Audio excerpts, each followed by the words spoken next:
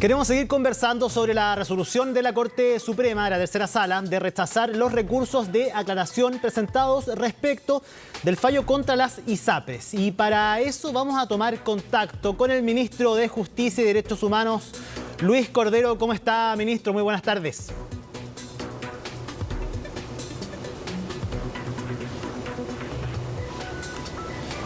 Ahí tenemos un problema de audio con el ministro, ustedes ya lo vieron en pantalla, vamos a tomar contacto con él para profundizar acerca de este pronunciamiento por parte de la Tercera Sala de la Corte Suprema el día de hoy respecto al fallo contra las ISAPRES. Ministro de Justicia y Derechos Humanos, Luis Cordero. ¿Me escucha, ministro? ¿Cómo está? Muy buenas tardes.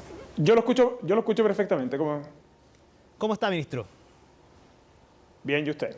Muy bien, muchas gracias. Ministro, desde la Tercera Sala dijeron que no hay nada que aclarar el día de hoy. Se rechazaron los 6 recursos de aclaración. ¿Cuál es la interpretación que hace usted acerca de este fallo? Lo que pasa es que es relevante para efecto de quienes nos están viendo entender bien el contexto en el cual la Corte rechazó cada una de las solicitudes de aclaración. Esencialmente, para que la Corte llegara a la conclusión, recordó cada uno de los considerandos que la Corte había señalado previamente para resolver el asunto. Buena parte de la controversia pública generada estaba focalizada en la parte final, en la parte resolutiva, pero pocos se habían detenido en los fundamentos de la decisión.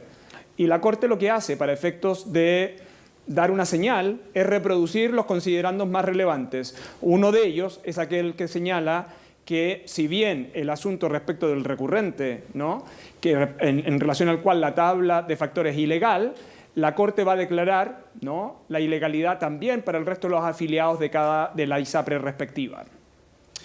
En ese sentido, bueno, usted hoy día hablaba también en el Palacio de la Moneda, una vez que se conoció esta resolución por parte de la Tercera Sala, de la importancia de estos mismos considerando. Quizás para muchos, si podemos aterrizar un poco, ministro, es bien técnico, usted lo ha dicho muchas veces, por supuesto, este tipo de resoluciones finalmente. ¿A qué se refieren estos considerando en específico? En lo que esencialmente lo que la Corte trató de explicar, aquí tenemos 2 grupos de casos, unos que se resolvieron el 30 de noviembre, que es donde está la principal atención, y hay otro grupo de casos que se resolvió el 13 de diciembre, ambos con elemento en común que está vinculado a la aplicación de la tabla de factores. La Corte recordó que el uso de la tabla de factores había sido declarado inconstitucional en el año 2010 y que, por lo tanto, la aplicación de la misma hasta el año 2019, es decir, hasta que se dictara una resolución de la superintendencia, era de carácter ilegal. Entre otras cosas, porque discriminaba por sexo y edad. ¿Qué es lo que dijo la Corte en su oportunidad? Bueno, no solo es ilegal la tabla de factores, sino que a su vez aquellas personas que le aplicaron una tabla de factores que tenía esa condición de ilegalidad, entonces debían ser restituidos lo que ellos habían realizado como pago a través de excedentes. Pero además agregó 2 cosas que son muy relevantes. La primera, señaló que respecto de los menores de 2 años no procedía el cobro, pero enseguida también señaló que hacia el futuro, desde la dictación de la sentencia, los contratos de la ISAPRE respectiva tenían que ajustarse a la tabla de factores vigente a partir del año 2020.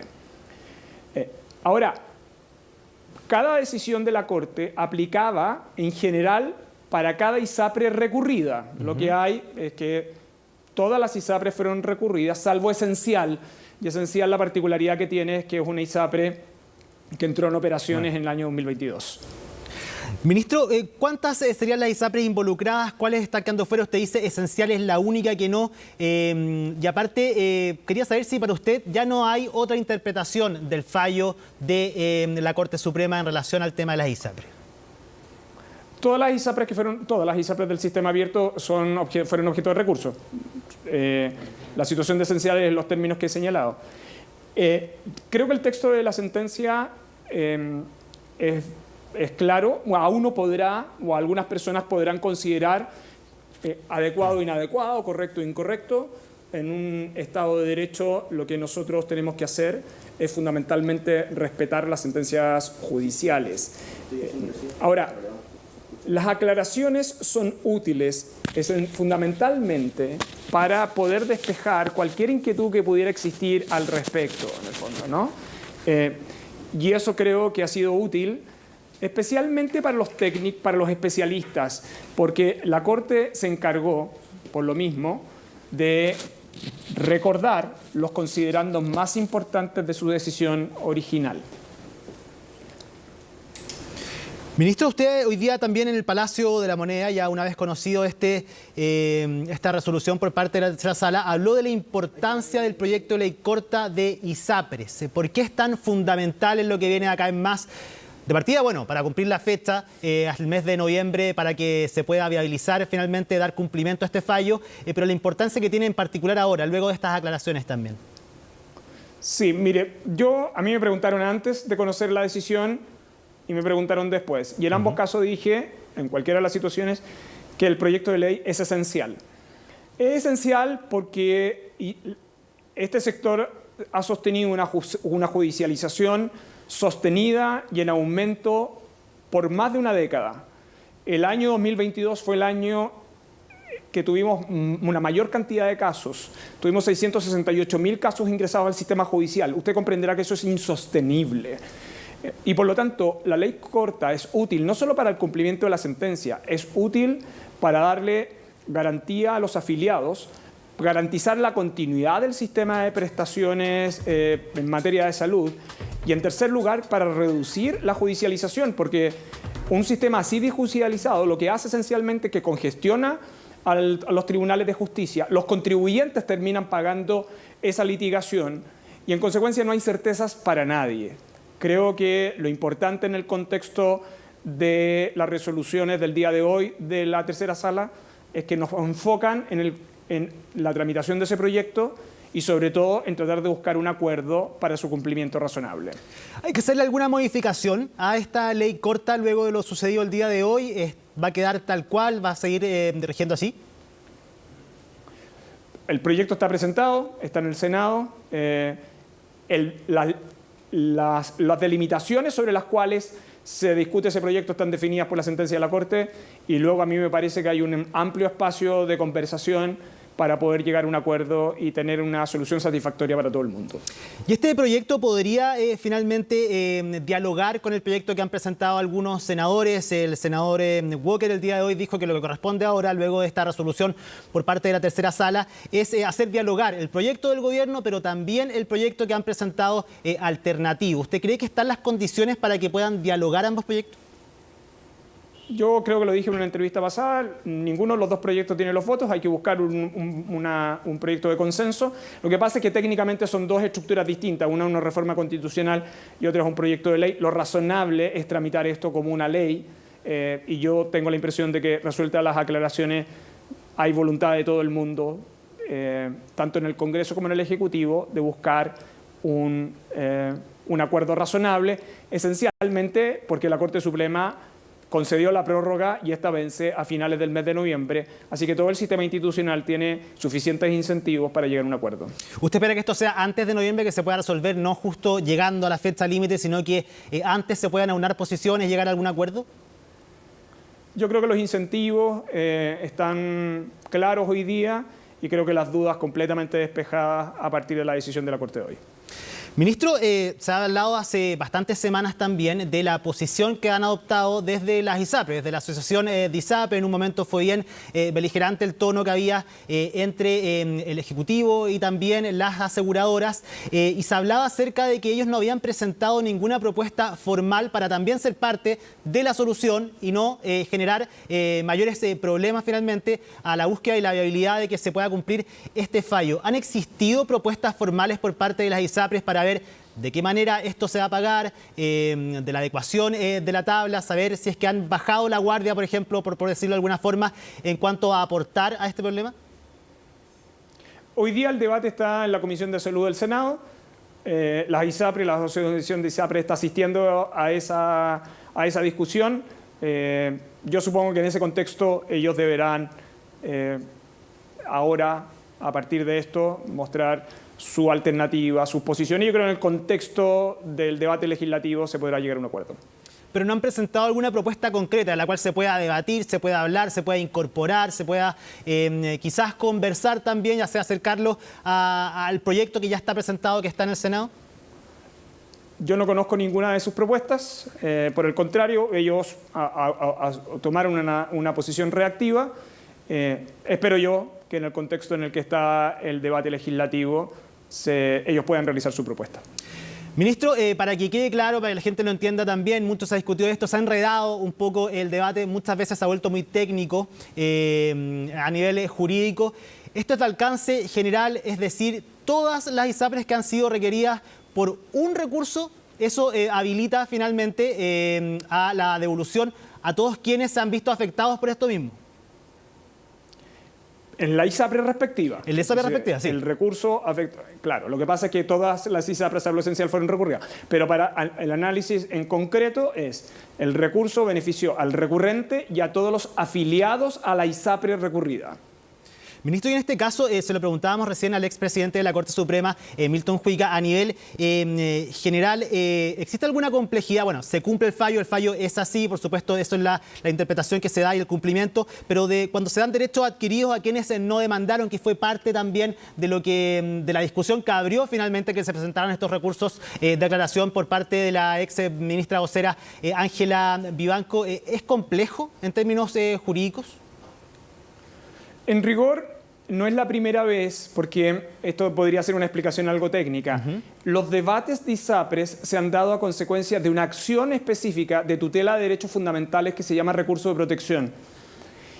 Y en las últimas décadas, la Corte Suprema no es la primera vez que le da tutela a una persona en concreto, la que recurrió, sino que también a otras que se pudieran ver beneficiadas por las características de la decisión, sobre todo porque lo que están en juego son derechos fundamentales. Esto lo suele hacer también la Corte en casos ambientales o el ejemplo más evidente fue el caso de Puchuncaví Quintero, o bien en otros debates colaterales como los que están asociados al derecho humano a acceso al agua. En fin, hay una amplísima documentación en la literatura legal que da cuenta de situaciones en que la Corte, utilizando el recurso de protección, beneficia a personas que no fueron los que interpusieron los recursos.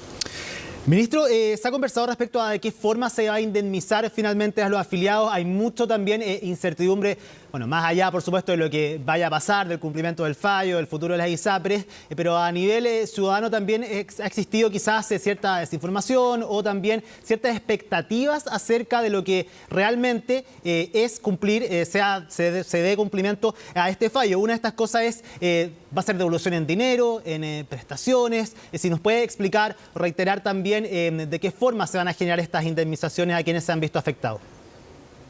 Lo que resolvió la Corte es que la manera de devolver el pago indebido es mediante excedentes. La regulación de excedentes está en la Superintendencia de Salud y recuerde que el uso de excedentes está vinculado a que usted puede usarlos para prestaciones, para medicamentos, y además existe un plazo en virtud del cual, si usted no los utilizó, usted los puede retirar en dinero. Pero como yo he dicho, como lo que ordenó la Corte es devolución en excedentes, no es que usted el día de mañana pueda ir y retirar como si fuera un cajero automático, ¿no? La decisión de la Corte es que esa devolución es en excedentes y por lo tanto el régimen al cual se somete es el que tiene regulado la Superintendencia para ese fin. Pero finalmente, como usted dice, una vez al año las personas podrían retirar ese dinero, independiente, por supuesto, de ver cuántos serán los plazos, los modos de devolución también por parte de las ISAPRES, pero ¿se podría generar esto también, finalmente, de hacer el retiro de este dinero que se acumula ahí a modo de excedentes? Ese es el efecto que tiene, pero por la regulación de excedentes, recuerde. No es que la Corte hubiese ordenado directamente devolver el dinero. Pero además de eso, esto forma parte también de los aspectos que se encuentran establecidos en el proyecto de ley, la forma en que se contabiliza, la forma en que se registran, los procedimientos de determinación. Esto es bien importante. El proyecto de ley establece un mecanismo procedimental, una comisión de terceros expertos que definan lo que debiera devolverse en cada caso. En fin, es un régimen regulatorio complejo, pero en algún sentido que permite cumplir con los objetivos establecidos en el fallo. Ministro, por último, ¿en qué pie queda la relación del Ejecutivo con el Poder Judicial a raíz de las declaraciones de la exministra vocera Ángela Vivanco, y también saber su opinión acerca de la importancia que tiene también el cuidado de ciertas declaraciones a través de entrevistas, sobre todo en estos casos de interés público que, como estábamos hablando, generan también muchísimas expectativas en la ciudadanía? No, la relación entre los poderes del Estado es óptima.